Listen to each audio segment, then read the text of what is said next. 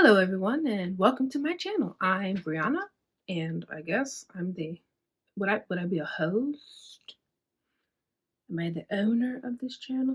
I don't know. Anyway, um if you're new here, we're all new here because this is my first video. I've decided to do the BookTube newbie tag, so I have my questions here and I am going to answer them for you. So, let's get into it. The first question is, why did you start this channel?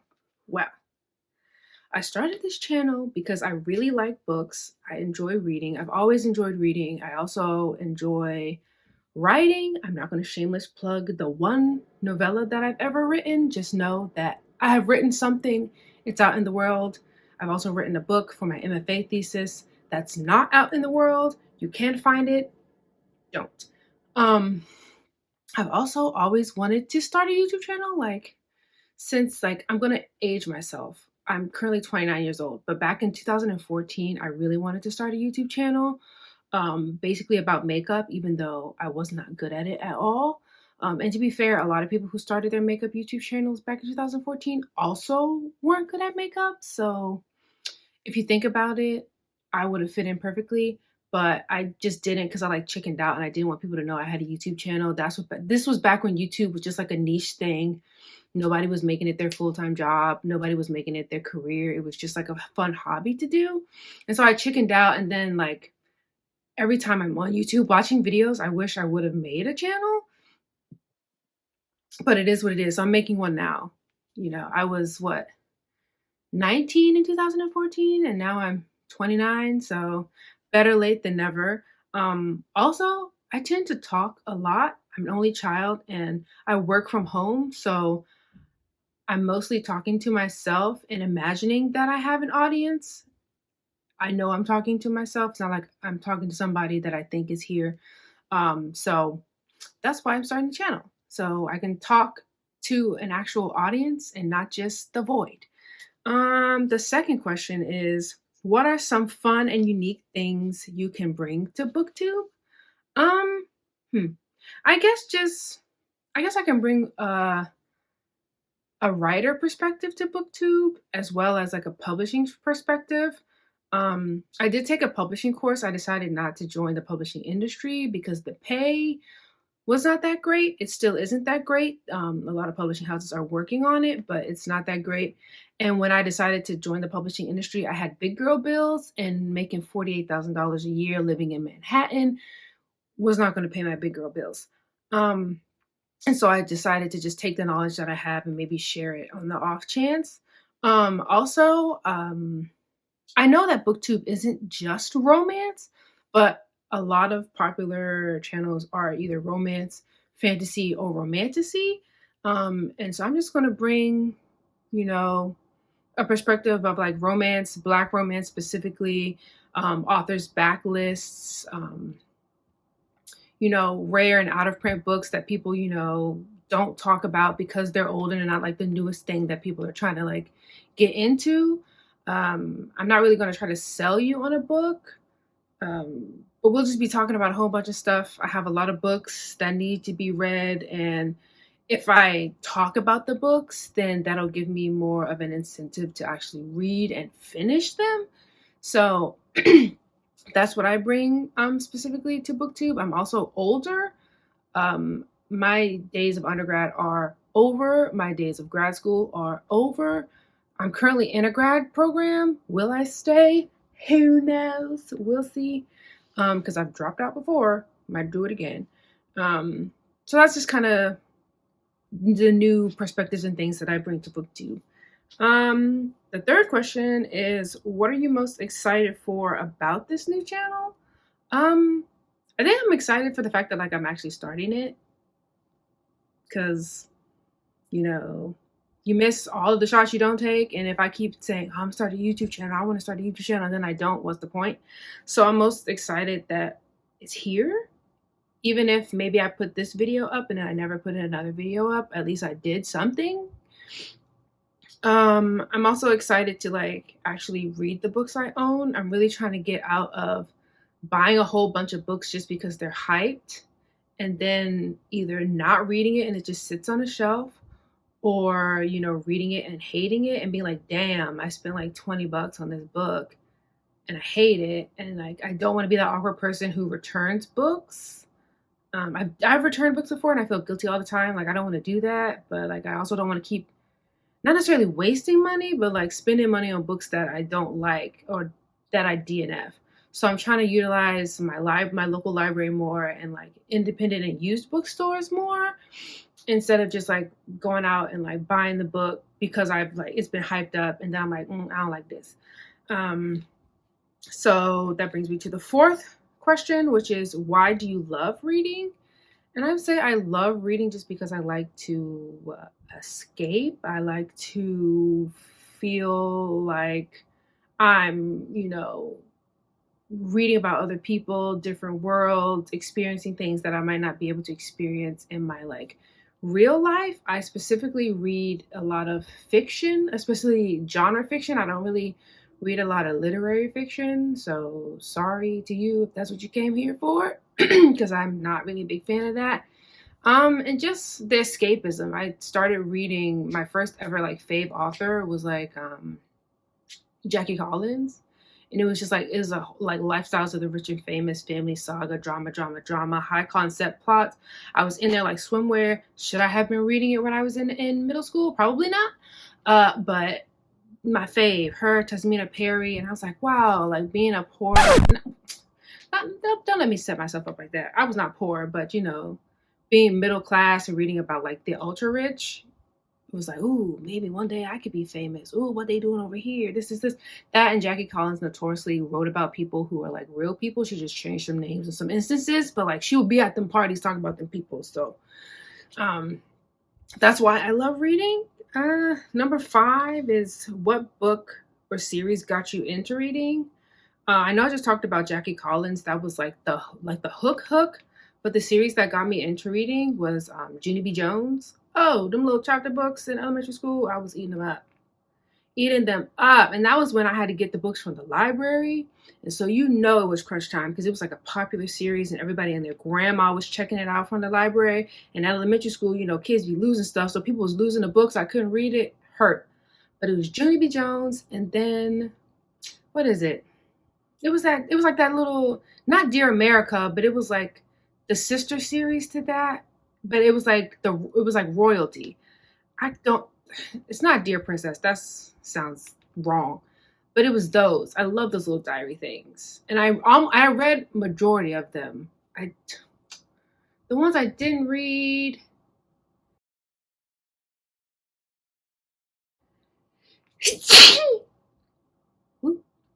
The ones I didn't read were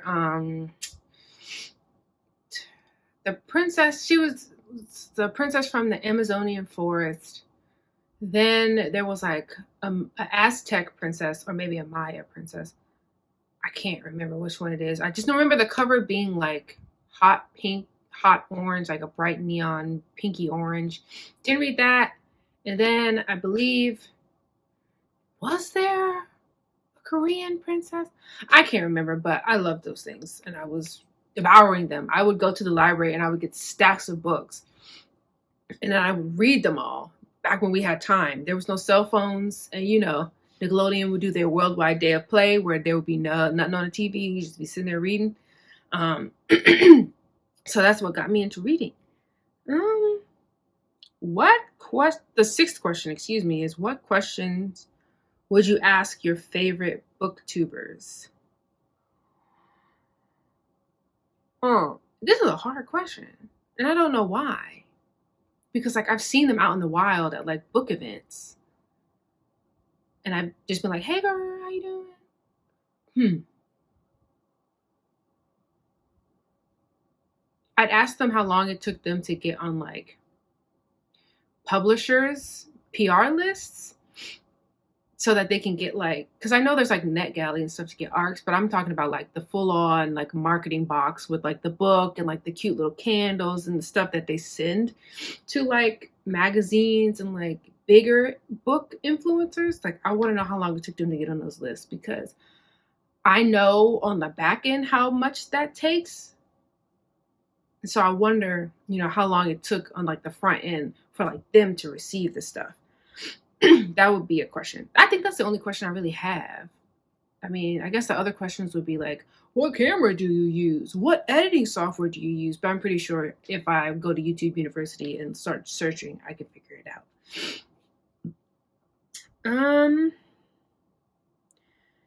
Number 7 is, what challenges do you think starting a BookTube channel will be the hardest to overcome?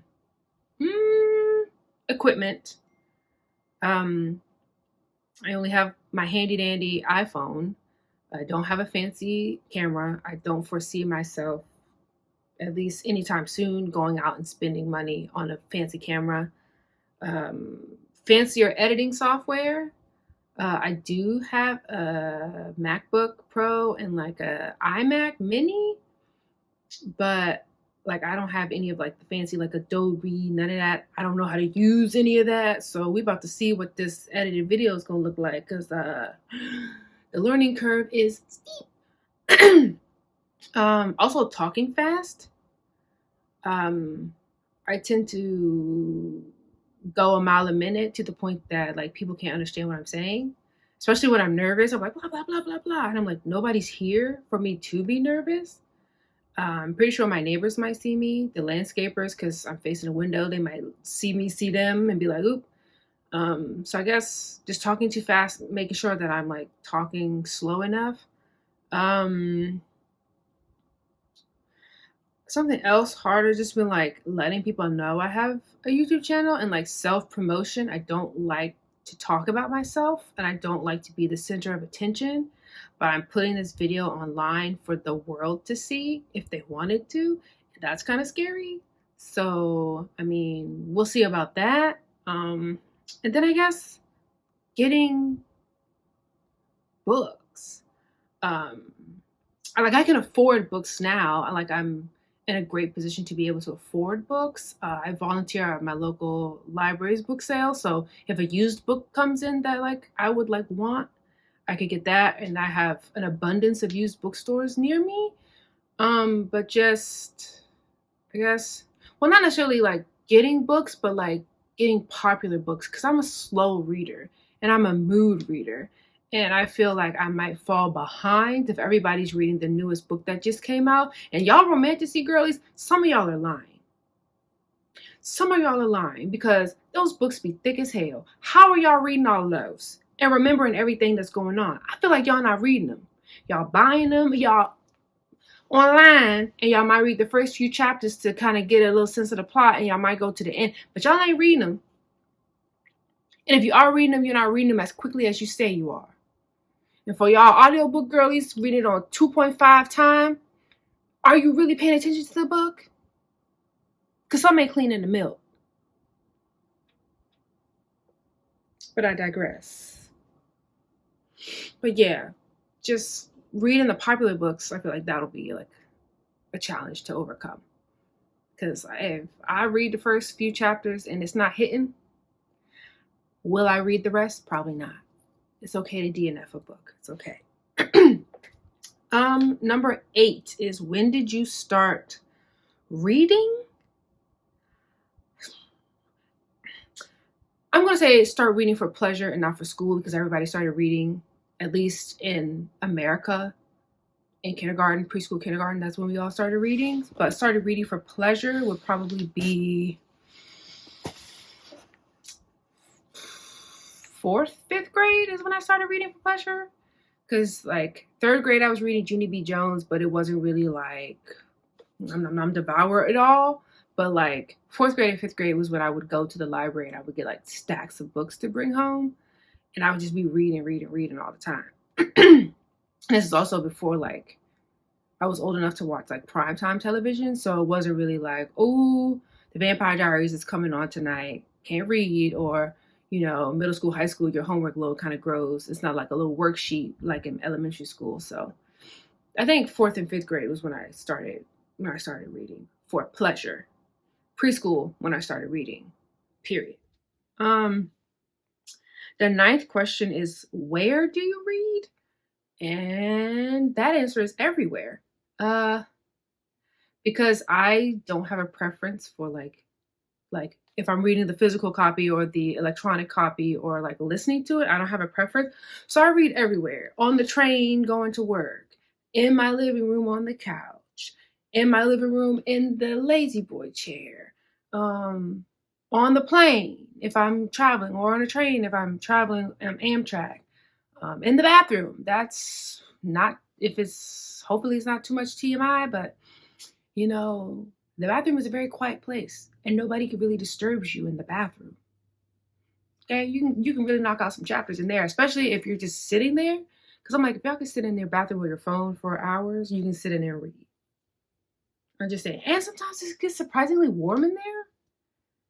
If that's not too weird, at least in my bathroom, I don't know. It's like the temper. I guess because the air conditioning is not running in there, so it's like a nice homogeneous, just cozy. Anyway, and the last question is, what kind of books do you like to read? And I think I kind of touched on that in like the first question, but like, of course, I like to read romances, specifically paranormal romance and romantic suspense. I like contemporary and I like historical, but I don't like them enough as much as the other ones, I guess, because I like more things going on than what's going on in somebody's personal life. Like, are we also catching the killer? Or, is there like a vampire, or you like overlord, or like a subterranean, like underground? Like, I need something else going on than just I love each other, but also, my mental health is shit. I'm like, that's a little too real. And sometimes I want to be somewhere that don't exist or wouldn't exist. And so that's kind of where I'm at. I also have gotten into like other genres. So like I'm a part of a writing group. And one of the women, she recommended Vampires of El Norte. Girl, now look, if you need a new read, that's a good read. I'm going to do a little mini plug on that. It's about two characters. It's like a gothic romance. So there's two characters. It's kind of like a magical realism. It's set in like the 1840s, around the beginnings of the Mexican-American War.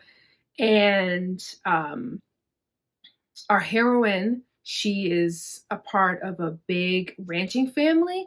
She lives in this big hacienda, and she is like childhood friends with one of the ranch hands' children. And he's in love with her. They're 13, this and this. He goes out trying to find gold to buy land. He's like, I'm gonna buy this land, and then we're gonna get married. And then she's attacked by a creature. Everyone thinks she's dead, and he's so broken up, he leaves. He's like, oh shoot, the girl didn't die. They're gonna blame me. They're gonna kill me. He pieces out, right? She doesn't. And then he comes back. And he comes back right at the start, like the beginning inklings of like the Mexican-American War, back when America's trying to steal Texas from Mexico.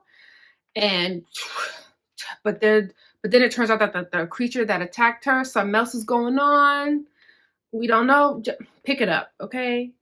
Pick it up. And then when you pick that up, after that, read The Hacienda, okay? Which is another gothic romance. And that had me, the twisties and the turnies and the red herrings.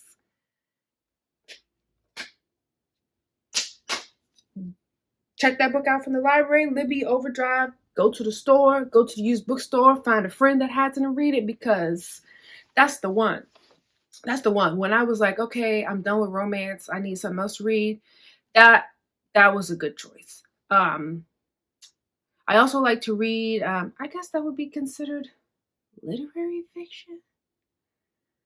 Child, I don't know. I do like some YA, but some stuff I'm like, I'm getting real tired of this high school teeny bop stuff. I'm 29 years old. Like, I was into YA when it was like age appropriate for me, but now at my 29-year-old, I'm like, I just can't get into somebody who's 15, 16, 17, 18, 19. I need a little bit of more people in my own lane. And then I guess a little bit of fantasy and a little bit of science fiction. I really like urban fantasy, so like Nalini Singh's Guild Hunter series. That's a good one. That's a good one. I've only read the first book, but I can sense it's gonna be a good one. And then Alona Andrews. What's the one? It's Nevada and the man with the military training and he can destroy stuff. Him. That was a good series too. So it looks like that was the last question. Thanks for getting to know me.